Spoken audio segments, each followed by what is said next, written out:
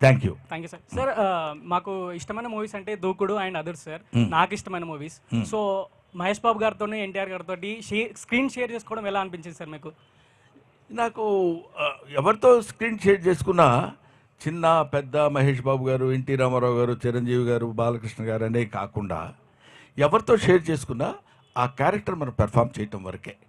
దానికి ఎంతవరకు మనం జస్టిస్ చేయగలుగుతున్నాం అనే ఆలోచనే తప్ప ఎదుటి ఎవరున్నారనేది కాదు. కీర్తిశేషులు వైఎస్ఆర్ గారితో కూడా నేను చేశాను, రాజశేఖర రెడ్డి గారితో కూడా.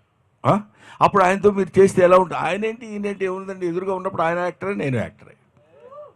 Thank you sir. Yeah sir bro, నా పేరు దీపక్, ఆకాశవాణి పేజ్.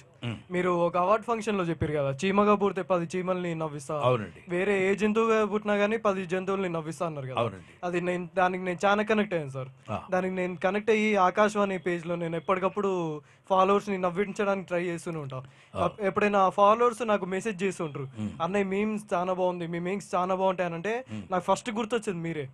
నాకు అంటే just I want share my moment to you sir. Thank you.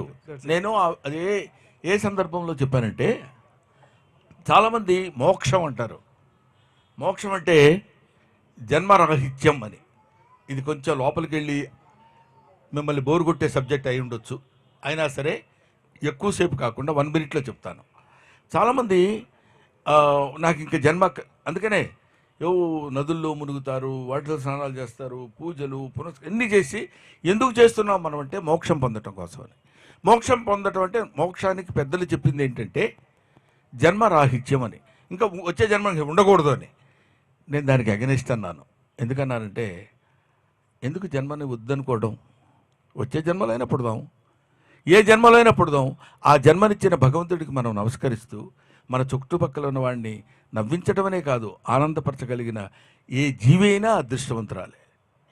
అందుకే మదర్ తెరీసా చెప్తుంది ఒక పాయింట్లో, ఏముంటుందంటే, నీకు ఎవరు అందంగా కనపడతారమ్మా అంటే, ఏ కళ్ళలో అయితే దయాగుణం కనిపిస్తుందో ఆ కళ్ళు కలిగిన ప్రతి వ్యక్తి, ప్రతి జీవి అందమైంది అని చెప్తారు. సో ప్రతివాడు వాళ్ళ జీవితంలో వాడు అటువంటి ఆనందాన్ని చుట్టుపక్కల ఉంటూ పంచుకుంటూ వచ్చే జన్మ ఎన్ని జన్మలైనా మనం.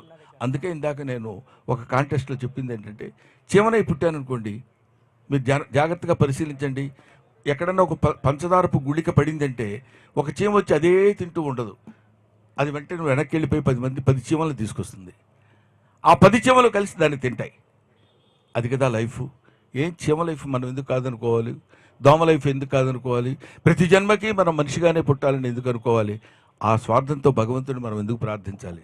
It's bad. కాబట్టి జన్మలు ఎన్ని ఎత్తినా సరే జన్మనిచ్చిన వాడిని మర్చిపోకుండా, మన జీవితాన్ని మర్చిపోకుండా ఉండాలని కోరుతున్నాను. Next sir, thank you so much for existing.